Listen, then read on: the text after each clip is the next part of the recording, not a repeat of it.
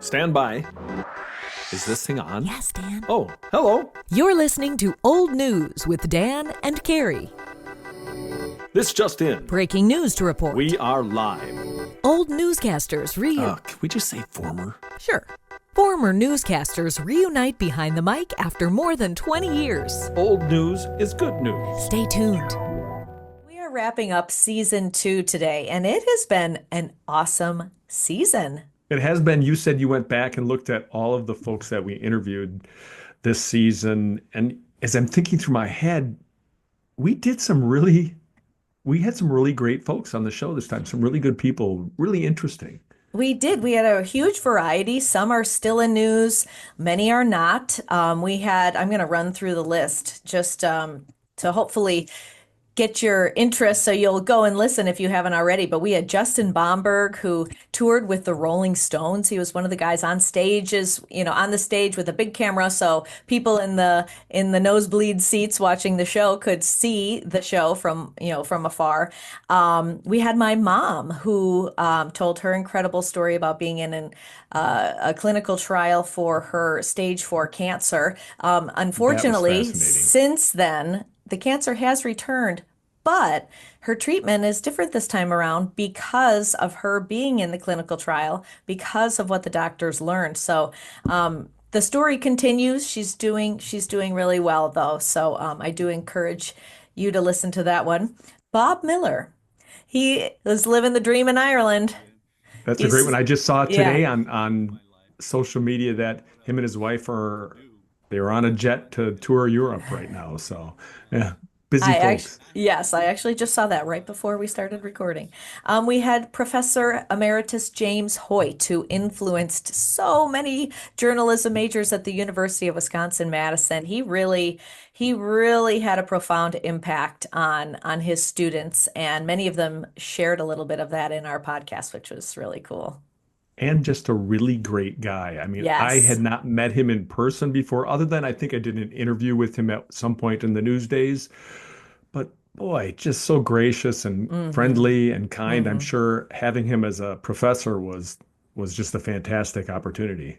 It was. It really was. And then Steve Sabatke, our radio friend. We did get one radio guy in here.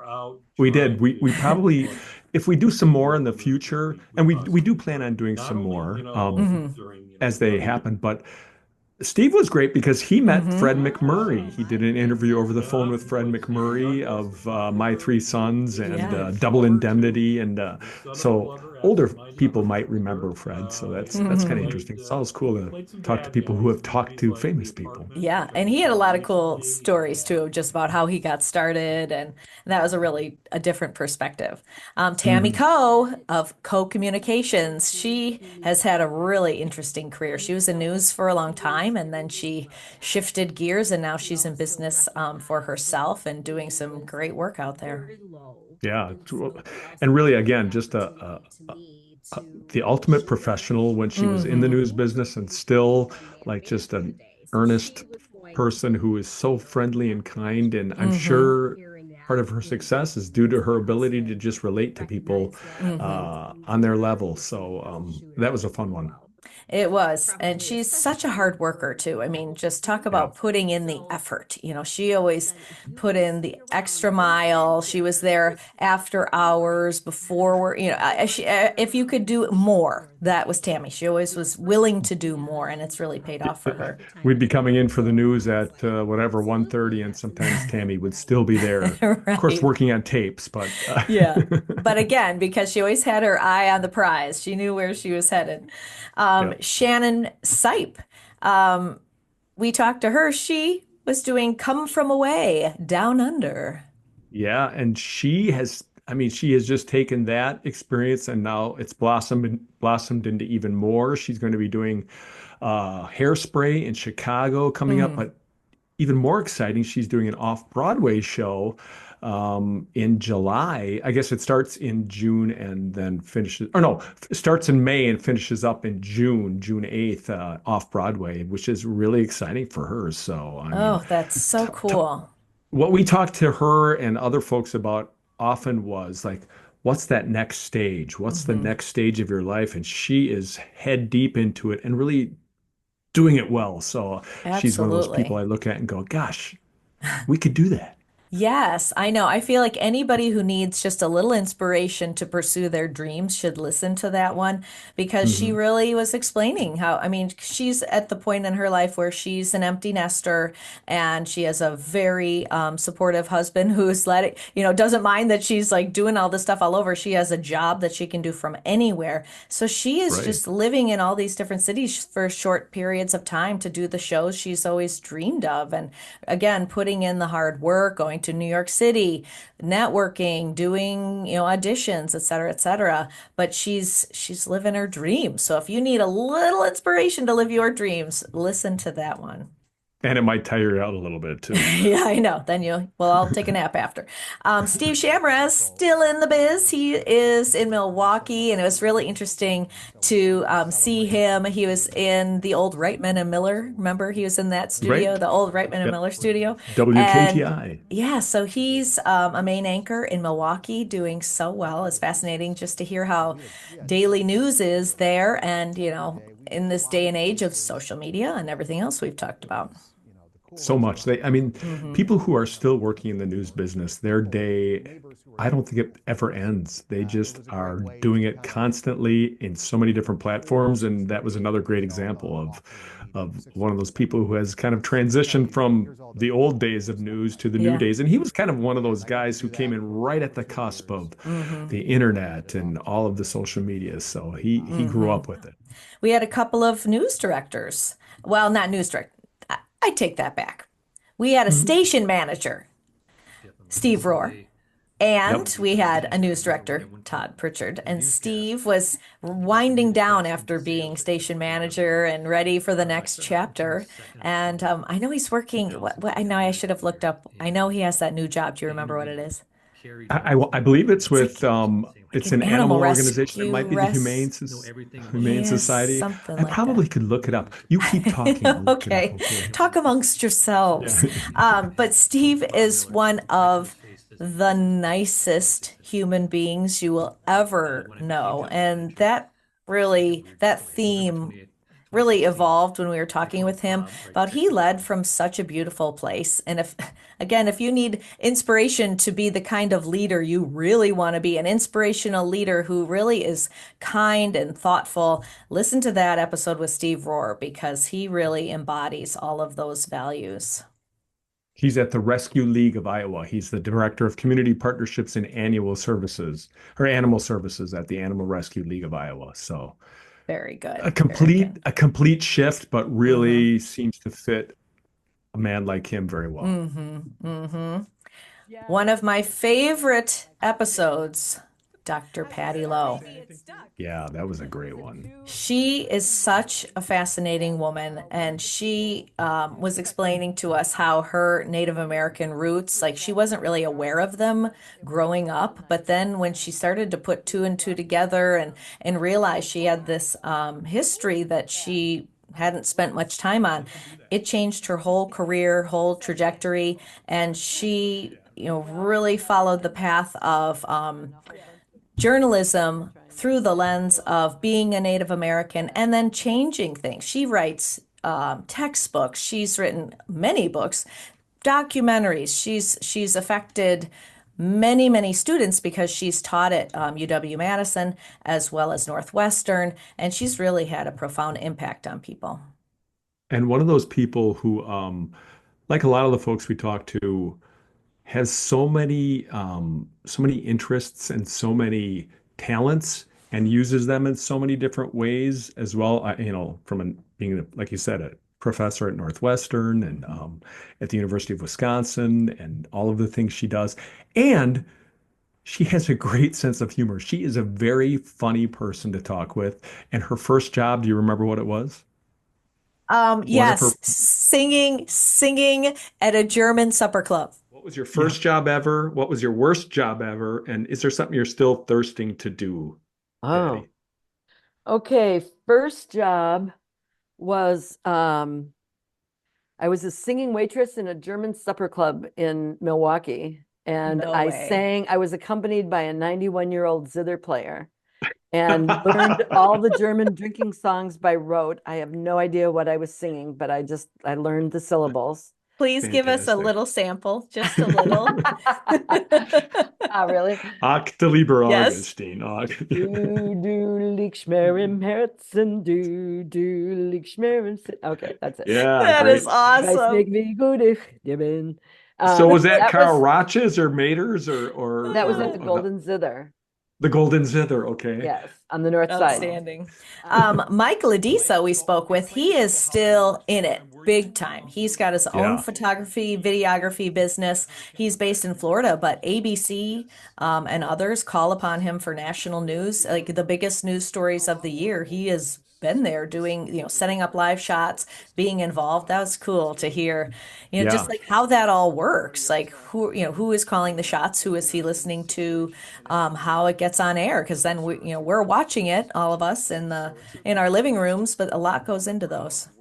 And often it's right. It's Good Morning America's Ginger Z. He does a lot of work with them when there's storms and things like that down in that neck of the woods. And also he just unveiled his new facility down there, a very large studio space and really cool. Kind of watched it being built online. So very successful and really another great guy. I touched on Todd Pritchard, who is now he was our news director, one of several, but he's another just a great guy, and now he's landed back in Madison working for the university, and it was so fun to see him sitting in that corner office overlooking the lake, the iconic Yeah. Memorial Union. It's just, oh, I love that setting, and it was so fun to hear from him. He worked in Hawaii. He's our only guest who's worked as a news director in Hawaii. And if you listen to his because he's got the best voice He to listen does. to. He It's just does. like got that deep radio voice. Just Yeah. a pleasure to hear. Yes, See totally. the stupid things I remember. I just remember Hey. that kind of stuff. No, it's true. It's true. Monique Lavin, she was one of our guests as well, and she's a main anchor at KIRO, and she has just launched a new podcast called Hit and Miss. What didn't even have that title when we were talking with her when she was unveiling some of what it was going to be Right. like. The title came Right. after, but Yeah. that's available now, podcasts everywhere, and I mean it's beautifully produced, and it's a really cool concept that she's talking with extremely successful people about some of their biggest mistakes. And you're right, boys. That is so nicely produced. We're here on Zoom and on any of your podcast channels that you're listening at, but that has like high quality video production, kind of done in a TV style, but you can still podcast and really fascinating guests. I was mentioning before, I listened to the one she did with the author of Boys in the Boat. Really interesting. So it's folks who you probably have heard of or of what they've done, and I highly recommend listening to that. And she's a great interviewer. Absolutely. And then our grand finale. Oh no, not grand finale, because you have one to edit still at the I time still of do, yeah. publication. It's in the machine as we speak. In the machine. All right. Well, the second to the last was Bob Lindmeyer, local broadcast legend. Everybody in the Madison area knows Bob. He was a weather forecaster for 45 years and 45 years in Madison. 40, I think it was Chief 45. meteorologist for most of Yeah. those. I mean, he is an amazing person who loves his career, loves just weather, and loves the science of weather and sharing it with people. People really turn to him in severe weather because they trust him. And he had one mission and one mission only: to get people the information they needed so they could be safe. And it was really fun to talk with him. And even though he's retired from the TV business, he's still out there speaking about climate change and climate science, which is a particular passion of his. And he just received an award for his work in that area. So, like so many of the folks, so many of the people that we talk to who might be retired or onto something else, they're not just sitting around, Mm-mm. watching TV. They're, No. do people still watch TV? They're out there doing other things, and trying to take something that they have a passion for and Hmm. continue to be relevant well into the future. So, Hmm. again, an inspiring discussion with him. Absolutely. And then our last one that's in the machine now, Pam. She can bring home the bacon and fry it in the pan. And that voice. Hello, Kramer. She's got really nice hair. Oh, it's incredible. She's a dreamboat. Pam. Pam. Pam. Well, and that'll be before people see this one, Yes. they will have heard that one. But Pam Towser, Right. again, she and I have something in common. We're both realtors for the same company, First Weber, and Pam also is still doing television with the Moms Every Day, and it's called Moms. Or Is it family, something beyond that? it Families changed Every to Day now. family Yeah. every day or families every day. Yeah. So I'll have to Still edit has. this if that's wrong. But yeah, she still has her foot in the door of, doing TV production and stuff she's interested in still. Hmm. Things that families can learn from and moms and dads can learn from. So it's kind of neat to hear that she's been able to do, like you, Carrie, too, Hmm. still able to do a number of different things and kind of do it on your own terms. So Hmm. that's great. Uh, Yes. and we should talk about you, Carrie, because talk about people who are doing things well into the future. I mean, you're doing talent work, you're doing voiceover work, and you teach classes, and you have a duo, a musical duo that you guys have been doing quite a few gigs out there. Yes, we are having so much fun. And actually now I have a second band, if you will. So the Oh, one with my friend Amy, she's a yep. Pittsburgh musician. We are called Happy Hour. And we have gigs lined up for the summer, including, I'm so excited about, well, all of them, but the one at the airport, at the Pittsburgh Yeah, International Airport I'm gonna fly on in just to see that one. I know. My husband's planning his travel so he can fly in, have a drink at the bar, and watch us sing. But I'm so excited as we went through this extensive application process, submitted our demo reel and all this information, and we were selected. So I'm so excited about that. And my new other band, while we're still working on a name, I think we're going to be After Sunday. So Josh plays guitar and I sing, and we've been singing together on Sunday mornings at church for years. So I Ah, recently had a gig, if you will. It involved a yoga class. So I started doing it, and then he's interested in playing more out. He loves playing at church, and he was like, "Oh, I'd love to play at more places." So I was like, "Hey, Josh, I'm playing for this yoga class. Do you want to join me?" And he said yes. We started practicing. We got, that set list down, and it's like, okay, that came and went, and it's like, well, now what? Now what should we do? So we both want to continue. So we're getting our own set list together, and we're trying to come up with a name that, acknowledges that we met at church on Sunday. So I think we're going to be After Sunday, but to be announced on that one. so what kind will you be playing? Like, inspirational music, or what kind of set list are you talking about? Anything. We're not playing church Uh, music, if you Church will. music. No, Okay. it's just we're playing a real mishmash. Anything we like is on the table. And it's fun. Like when So, we get together, it's like I'll pick one that I want to play, and it's like 10,000 Maniacs, and then he picks one that he wants to play, and it's like Lumineers. And so it's like I'm learning songs that I didn't know before, and same with him, and it's just fun to be continuing to grow as musicians and singers and guitar, and I play ukulele as well. So it's just, it's nice to have a goal. It's like a reason to practice if you have gigs coming right, up, and then now right. we have a timeline. Now it's a priority. That's kind of at least how I operate.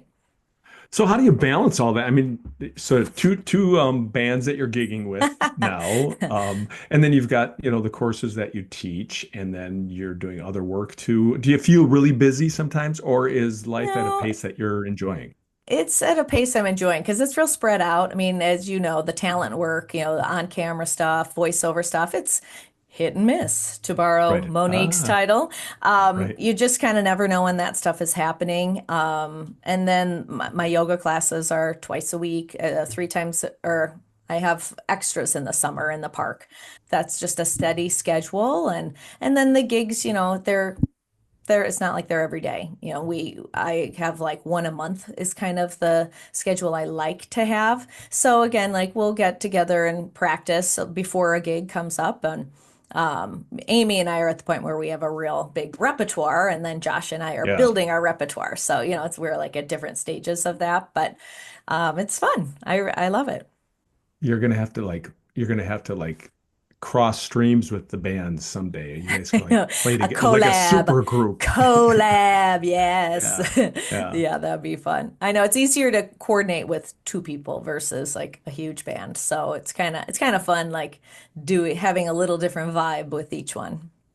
When I mentioned like Pam Towser, you do a show as well too at one of the Pittsburgh TV stations, don't Yeah, you? WPXI. So I host the a show called the Home Expert Show, and it's really fun. We record about once a month, and it features various home experts from around the area, whether they're roofers or carpet cleaners or basement remodelers, and we have like couple minutes to learn really about their business, how it got started, what special features that makes them unique, and then those air on Sunday mornings after the morning news. So it's fun. Again, I feel like it's the old days. It's like I work with the morning camera crew that just came off the morning show, so I kind of get that little taste of being back on set like we were.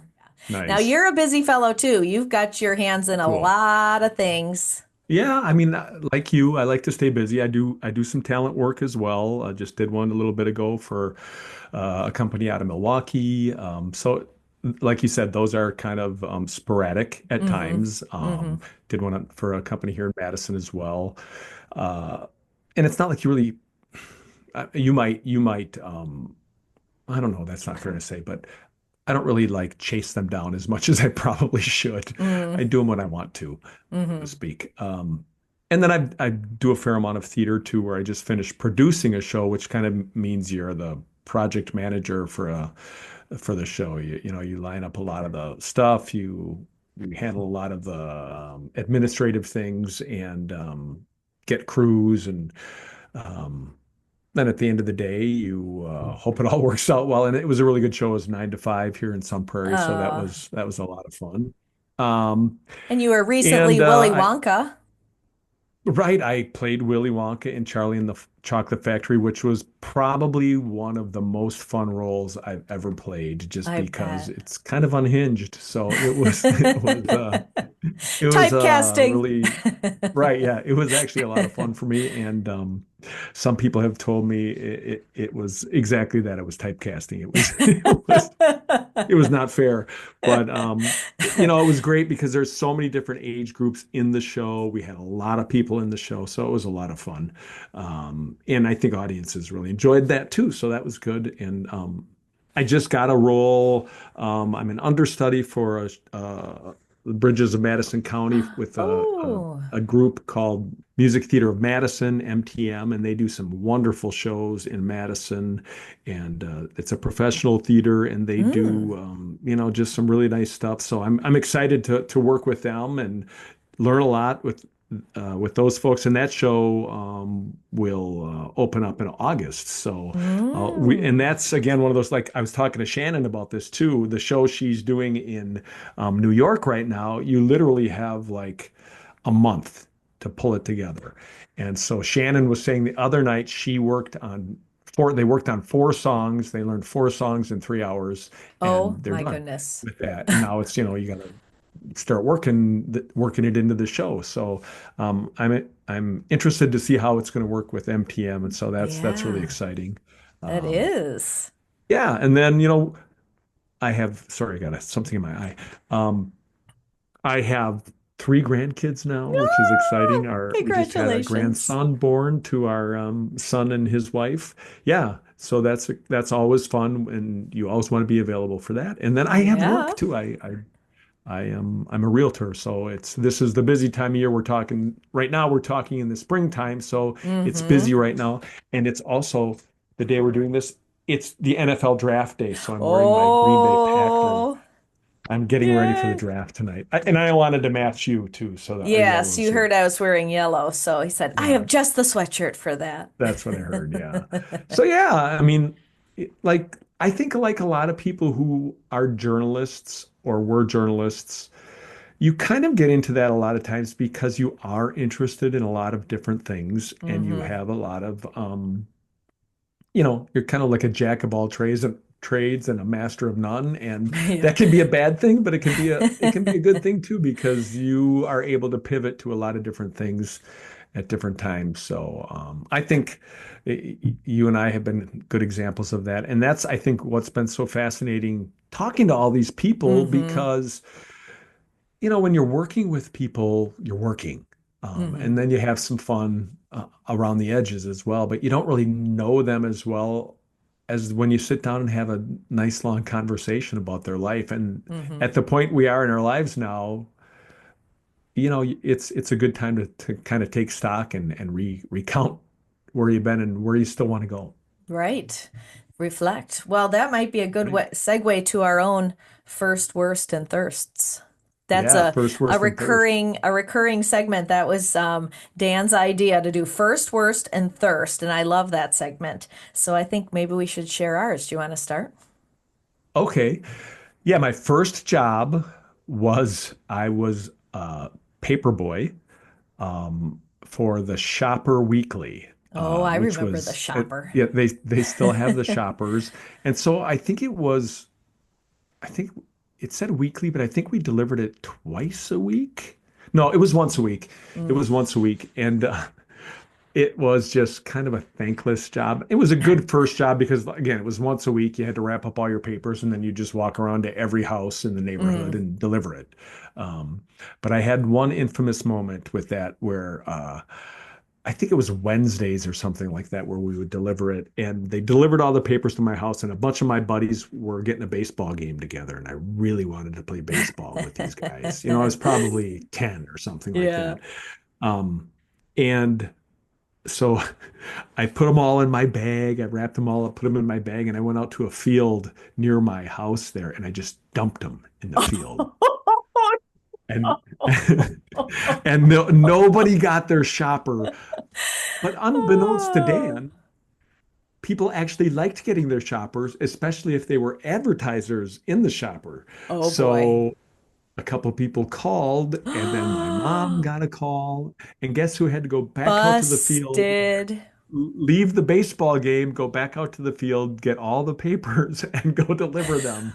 And so that was my first job, and that was an That infamous could be a moment. hit and miss. When you're interviewed on hit and miss, you can say it You're all right. started with the shoppers that I Started with the dumped in the shopper. field. And fortunately, I was able to go on to the Milwaukee Journal after that. So it didn't stop me from being a Milwaukee Journal newspaper boy. And So, yeah, yeah. oh gosh, that's good. How about you? What was your first job? I, like a lot of people, babysitting was my first job. But as I was thinking Mhm. about it, I started chuckling that I'm pretty sure, and I should have confirmed this with my mom, but I'm quite certain that I was 9 years old when I started babysitting because I had a little sister and I started babysitting like, a half block away. And so if I needed anything, my parents could just walk their way down and help me if I needed. But I remember when the parents said one day, like, well, how old are you? And I said 9. And they're like, you're 9? Because they just What? thought I was older. And so then they were like, should we be leaving our child or our children? I can't even remember if there were more than one with a 9-year old, but I was very mature and I reported everything that happened to the parents. I loved cleaning. If I had extra time and the kids were sleeping, I'd give the kitchen a good clean or whatever I did. That is not surprising at all, having worked with you when you were in your young 20s and you seemed like you knew more than I 65. did. Well, let's just call us old souls. Yeah, Yes, yes. yeah. I'll take that. That All right, how about I your can worst imagine. job? My worst job. Well, and I'm almost afraid to say this because my worst job was actually it was working for my brother-in-law. And it's not because I was working for my brother-in-law. He has a landscape architecture business in the Mm, Milwaukee area, and it was in college, and it was actually good work, but it was really hard work, and it yeah, I can was, see that. up in the morning at 6 o'clock and out in the fields at 6:30 or seven Hmm. o'clock, and you're working in the hot sun all day. And I had done a little bit of corn detasseling when I was young, so that was hot work too. But this was just Hmm. longer because also I would work all day at this job, and he was a great boss. But you were just wiped out. Hmm. And then I was working at Walgreens part-time too, so I'd work all day there, and then I'd go to Walgreens after that, and I would just get home at Oh like boy. 10:30 sometime and just get up and do it all again the next day. And it was just hard manual labor. Hmm. Great. I learned a lot. I still use some of the things that I learned from that job. So again, like a lot of the people we talked to said, it could be your worst job, but Hmm. it you still learn from it. And Totally. I still use some Totally. of those things that I learned in that job. And never hurts to work hard. Hmm. Yeah, my worst job was it's not even the job. It was just one shift of the job. So when I was a freshman at University of Wisconsin-Madison, I lived in Chadbourne Hall, and Hmm. the cafeteria was conveniently located in our dorm. So my mom said, "Oh, maybe you should get a job in working in the cafeteria." So I was like, "All right." So I did, and I had 3 shifts a week, and 2 of the shifts were fine, and I really enjoyed them. The Tuesday lunch was a blast because I was doing dishes.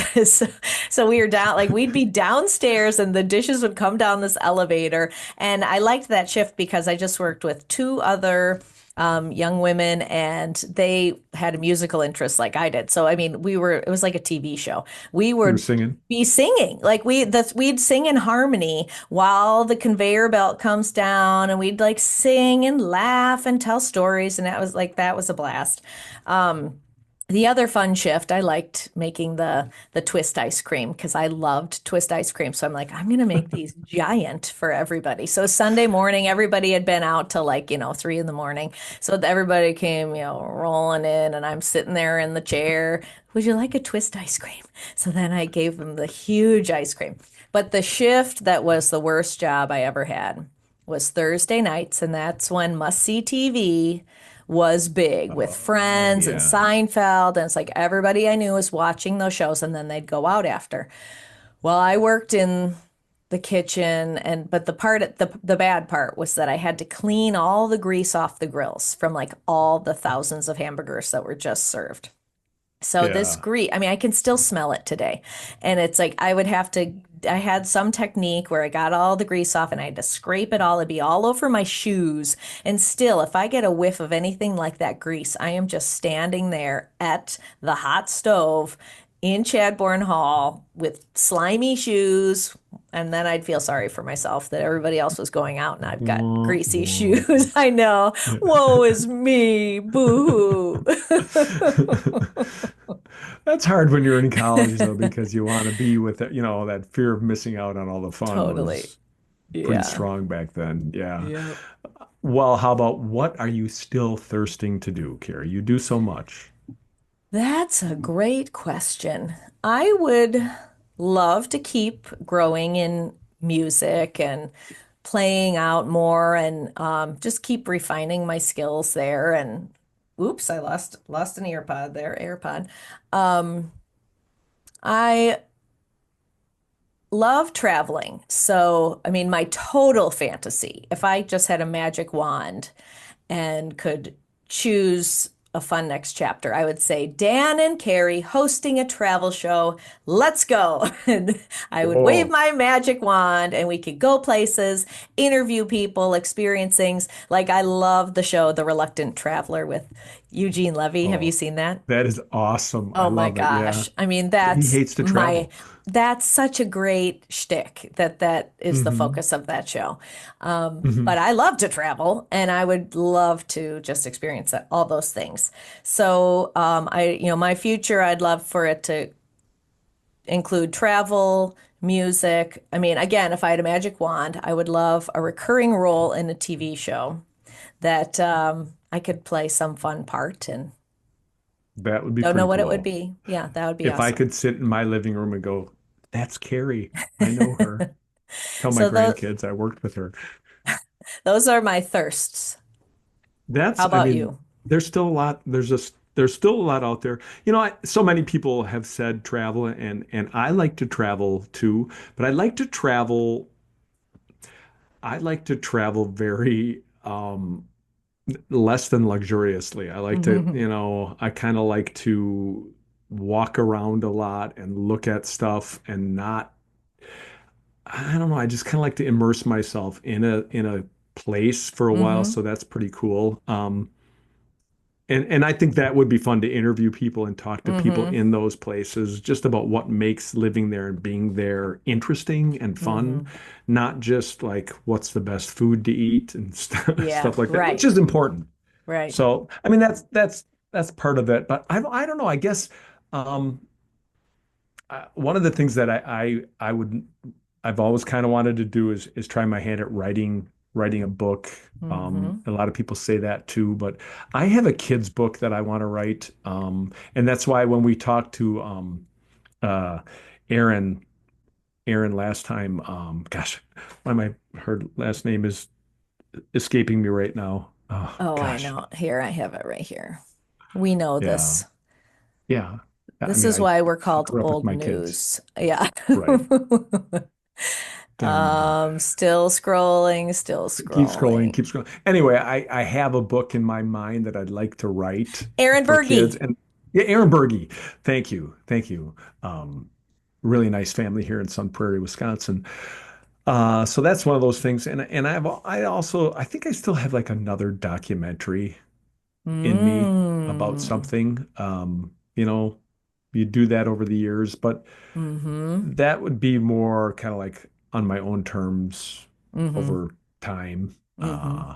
And I think it would probably involve interviewing people, kind of like we've been doing, interviewing people about their lives. Mm-hmm. Um, I like that idea of the next stage, Mm-hmm. like what keeps you clicking, what keeps you ticking. I Mm-hmm. really like that idea. So Mm-hmm. probably because I'm getting older. I totally Yeah. And just spending understand. a I lot of time really. with my wife and the Mm-hmm. grand. You So are that's freezing a it. little I bit mean, again. that's us in a nutshell. And Yeah. you know, oh, I was gonna say that's this has been a really great experience the last two seasons because we have gotten to reconnect with a lot of people that we worked Mm-hmm. with, a lot of people that we've just known over the years, or we have met more recently. And I hope when people listen to it, they learn about those people as well. And I know very often after we would be done interviewing people, Carrie, and they would go away, we'd be like, wow, that was really interesting and really fun because, Uh-huh. you know, you just don't get to sit down and talk to people about their lives, unless you're back in the day when you were dating your wife or your husband, right? So, Mm-hmm. Mm-hmm. yeah. Yeah, So it's fascinating stuff. it is. And even, we've talked about Shannon a couple of times. Like, that's been inspirational for me. It's like, what are you waiting for? Just go for it. The worst that can happen is somebody says no. So Right. just Right. just go after your dreams, and then you'll have no regrets because you tried, and you learn things along the way. Maybe your goals shift in the meantime, but that's been very helpful for me personally. And ironically, I think it's because nobody really wants to be old news. They want to be Yeah. relevant and they Yeah. want to be news, not like Hmm. the big story all the time, but you want to be part of this world and be doing something productive and contributing. And so I think that's the irony of it all is even Hmm. though our show is called Old News, most of the time we were talking about stuff people did, but stuff they still wanted to be doing.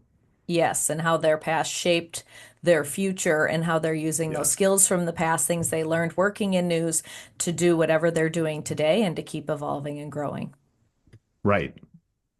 So All that's right. all I got for this season, Carrie. Me too. So let's wrap up season 2. There could be more ahead. And we just thank you so much for listening. If this is the first thing you're listening to, please go back and listen to all of these interviews. And we sincerely hope you enjoy them. Thanks for tuning in to Old News with Dan and Carrie. That's old news for now. Join us next time.